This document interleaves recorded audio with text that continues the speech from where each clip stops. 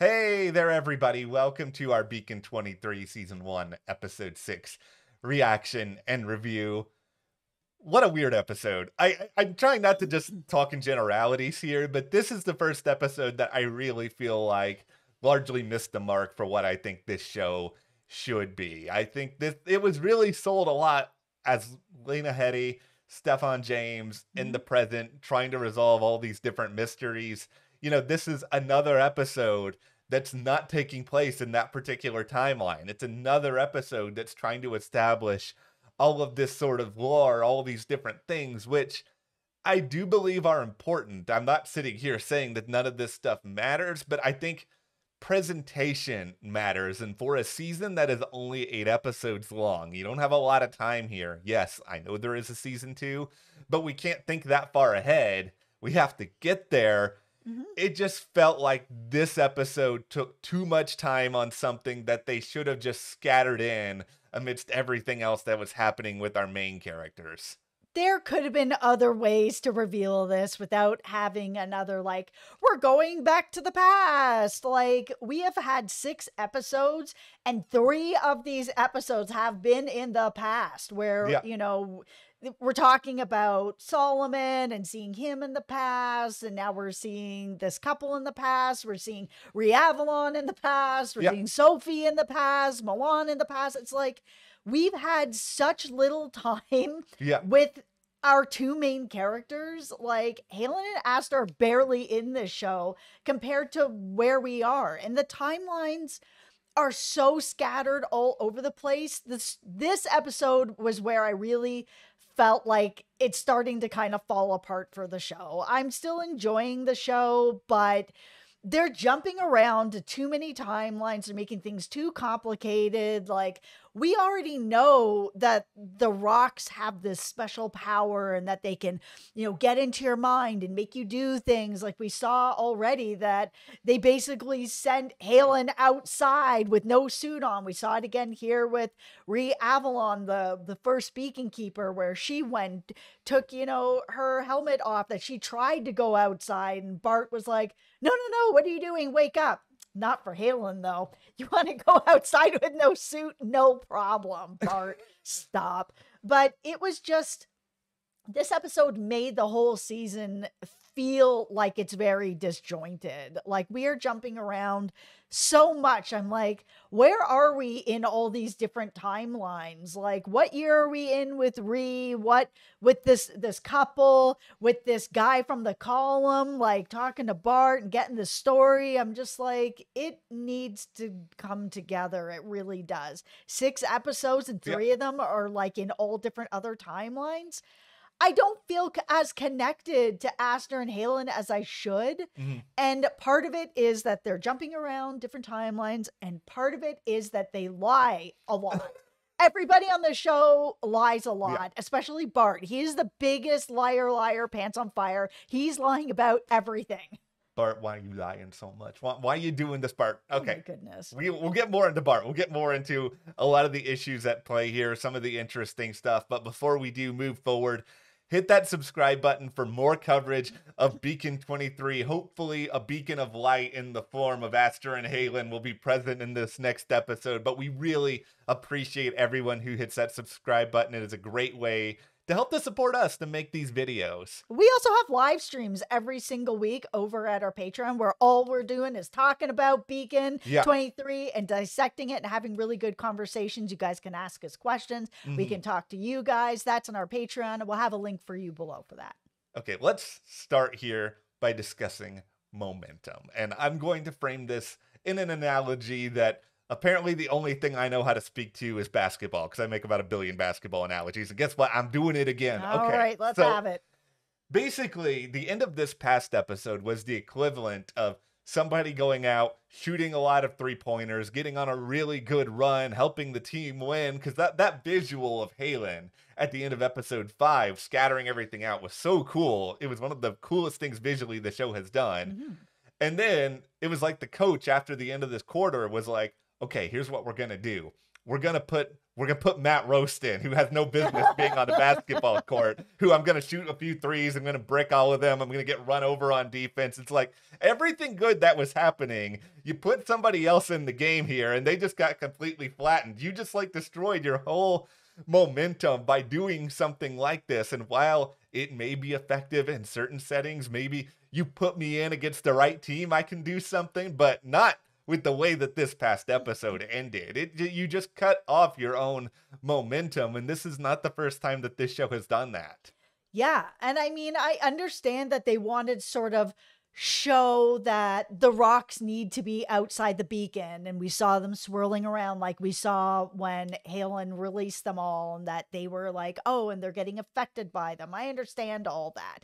That to show that this has been going on for a long time, that this was happening with Ree, and she was like seeing this light and she didn't know what, and she was trying to figure it out, and she was being sort of, she was losing big periods of time, and, took her helmet off and walked out, disappeared, going towards the light and towards these rocks, and how powerful they are. But we already knew that from the last episode because Halen did the same thing. So they're basically telling us the same story, except that it's been going over time. And that could have been told to us in a sentence that this has been going on since the beginning, because Bart has this information. So he easily could stop lying and stop keeping secrets and just give that information instead of us having to watch everything that Ree went through. Then this couple comes and they give birth to their daughter there, and she's really obsessed with the light and the rocks and everything that's going on out there. The husband starts to become really obsessed with it. And then it's all to come around to this big reveal. That this daughter is actually Aster, and that Bart has had a relationship with her for the first few years of her life until she's 4 or something like that, where he's like, you won't remember me, and I know that you won't, but I really want you to. So here's this necklace that she thinks she got from her mom, but she got from Bart.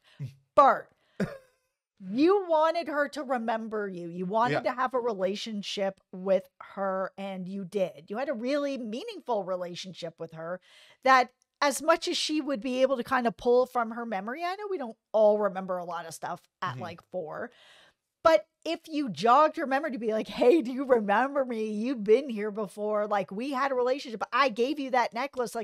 Why is he hiding this information? I don't understand.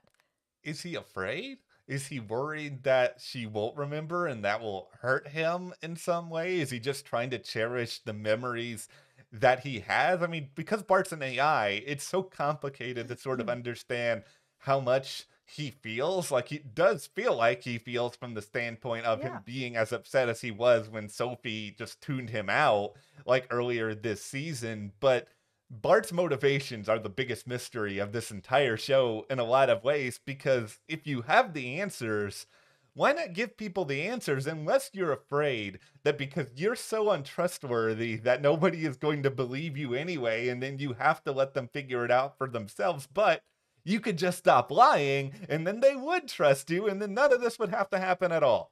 Or why didn't Aster's mom just tell her where the necklace came from? If she, as a young person, all happens to everybody. You get memories kind of mixed up from, when you're at that age of oh yeah, I remember I got this piece of jewelry. I don't exactly remember where I got it from. I think my mom gave it to me. At some point, wouldn't it have come up from her mom to be like, I didn't give you that. Bart gave you that. You probably don't remember, but we were on this weekend and this is what happened. Because I'm sure she has, where's the memory of her ever even being on the beacon? Has her memory been wiped? Because I feel maybe. I kind of wondered that. I will sort of frame this in the only way that I know how. I don't have a lot of memories from when I was pretty young, but I have some things that stick out. I have visions of playing Super Mario Brothers for the first time. I have memories of kindergarten and that sort of thing. They're not big, but there's something still there. And I wonder at the very least, if you're Aster, you're I feel like I was on a beacon once upon a time when I was really young, unless he was on a ton of beacons or something to that array. But just it feels like it's a question that should be there on some level. Yeah, how she doesn't know that she was on that beacon from those ages, like, yeah, you don't remember everything, but like, I remember the first place that I grew up in up until like 4, 5, 6 years old, like Yeah. living above this store. I absolutely remember being in there. Like, I don't know why she remembers like nothing. She doesn't remember growing up, at the first part of her life on this beacon. She doesn't remember that necklace. She doesn't remember Bart. She doesn't even seem to remember these rocks. Like, she's going there to be like, oh, Solomon sent this data, whatever, whatever. So, tinfoil hat. All right. All right. Does she not remember, or is she lying? Because she has lied about so much. Yes. Aster is a liar. Everybody on the show is a liar, which Yeah. is some of the fun of this show has been like, oh, nobody's telling the truth to each other. Mhm. Nobody's telling the truth to me as a viewer. I don't even know who's lying to me at this point because everybody's a liar. So does she know that she's been there and she's there for another specific reason? Like, that's kind of where I am with it, unless she's had her memory wiped. And I don't think that's it. I think if she does remember and she's keeping it from everybody, I mean, it could be tied to her wanting to put on a certain front to QTA to make sure that she gets sent out there Mhm. because she knows that there's something else that she needs to ultimately do. But this is where my problem comes in with the show again, is that we are 6 episodes in at this point.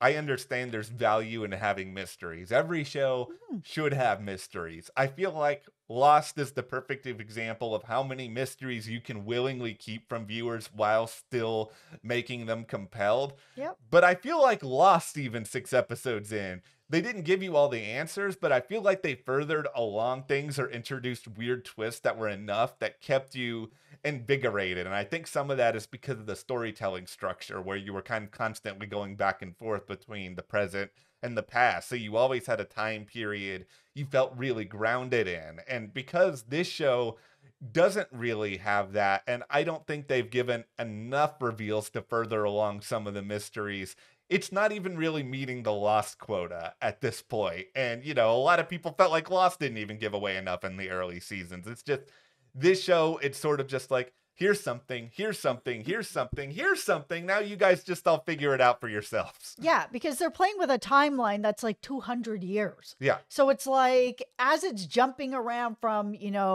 this guy from the column who's on Beacon 23 and is ready to set on fire basically, and back to Avalon, the first Beacon Keeper, and like, when was Solomon there? When were these parents there? Like, it's hard to really know what is going on anymore. I will say that I appreciate that they actually brought up Earth, because I was kind of curious of like, what's going on with Earth anymore? Is anybody even there anymore? Where they were kind of like, oh, this person was like the last person that was born on Earth, because we're so spread out now all through the universe and, giving birth everywhere, that, Earth is kind of like a small player in the universe now. And that was kind of the mission of the column, where it's like, listen, we are so spread out now that we are not even connecting as humans anymore. We need to bring it back together so that humans are connecting with humans, because humans need other humans. Yeah. I almost wish that instead of doing as many jumps around in time, that we spend more time in the present and simply jump around to better understand all these different organizations, because we got a little bit of the column in this episode, and it's kind of weird because I feel like I might even have a better understanding of them than QTA. And QTA's been around for the entirety of this season, and we're still just sort of like, okay, who are they? Why do they send all these people out there who seemingly don't have any knowledge of each other? Like, what's their end game? But it is like, okay, here's the column. Here's QTA. We know that Halen served in some sort of branch of the military. They haven't really given a lot of explanation as to what was going on there, but that's another group. Yeah, that's the biggest problem that I'm having with the show. 6 episodes in with only 2 episodes left. Yes, there's another season, but the first season needs to have some kind of answers on something. They have, like you said, too many mysteries going on, not enough answers. They're jumping around in time within a 200-year timeline, which is just too much. Like, it's the show needs to kind of come together. Originally, I thought when we got the first couple episodes that yeah, we would get a little bit of backstory, of course, and that it might be told through Bart. Bart's been here since, the beginning of the Beacon, and that's great. He's a great resource. Yeah. But because he's such a liar and he's withholding so much information, they've made it that he wouldn't be somebody who would give information. So we are stuck jumping around in time, telling all these other stories, which are really just to tell us one piece of information, which is that these rocks are connected to this beacon and that they are affecting people who are in the beacon, and they've been doing it for 200 years. That's the plot. I do love that I love that there's at least mention of aliens within this episode. And here's the thing. I would be cool if they brought aliens on the Beacon 23. If they're able to explain the rocks with the aliens or do something else like that. But if you introduce the aliens, make them interesting, make them cool. Don't just make them look like humans. Like, that's the thing that really bugs me about a lot of sci-fi, is just like this assumption that every other alien species is just going to be like somewhat humanoid in appearance. But here's the thing with it, and I know aliens is a far cry for some people, but it would at least give you some sort of understanding or grounding as to what's going on with the rocks and where they came from and how some of this technology works. If you can kind of give an actual sort of source to it. But I understand at the end of the day, this show is about the humans and how everything that's going on is affecting all of them. They just need to sort of pick a lane and coming to answers on the rocks, where they come from. If they are connected to aliens, we need to understand who the aliens are, but then just have a cohesive narrative moving into the next season. Yeah, the thing is there's too much going on in this show. So, I mean, you guys might unsubscribe after me saying this, but I just don't think that humans are the only living anything in this entire universe. Like, it's so huge. So, the idea with Beacon 23 that it's like, oh, there hasn't even been people being born on Earth for like however many years now, decades and decades, and we've gone so far out into the universe that we sort of have all these beacons everywhere that are like helping people continue to just travel further and further and further. It's like you came across nothing else anywhere at all in an infinite universe. It's like there is probably that story to tell. But that's not this show's story to tell. So yeah, it was good that they mentioned like other life forms or aliens or whatever, but it just doesn't, we are, like you said, focused on the humans in this story, and that, yeah, maybe there's aliens, but that's someone else's story. I think it really comes down to me to just, how do you explain everything through the context of the rocks? And maybe we don't even have to see the aliens to understand that, but I think we need to at least understand further the purpose of the rocks by the end of the season, what humans want them for, why they behave the way that they do. And are they aliens? Who knows? Do you guys believe in aliens? Aliens, yes. The aliens, no. Let us know in the comments. Team Alien?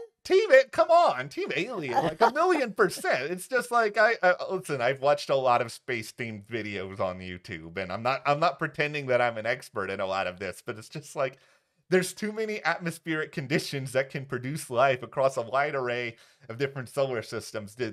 Not to go too far down this particular rabbit hole, but it's just like the biggest mistake all of us as humans make is this idea that aliens are going to look or sound or feel or do anything like we're going to assume that they are. Like, as they said in Jurassic Park, life finds a way, everybody. There's still a lot of different ways that they could form, but I just wish this show would form a little bit more of a cohesive story so that we can actually get some momentum going, because if we don't, there's not going to be as much enthusiasm around a season 2. I totally agree. These next 2 episodes need to be Halen and Aster. I don't want to go into the past anymore. You've told me everything that I need to know for right now. Please just focus on these 2 characters for these last 2 episodes to get me interested to come back for season 2. All right. Well, we, of course, will be back to discuss the rest of this season. So hit that subscribe button so you guys don't miss any of that. Thank you, of course, to all of our patrons for your support. We appreciate that greatly, and we'll see you here next time.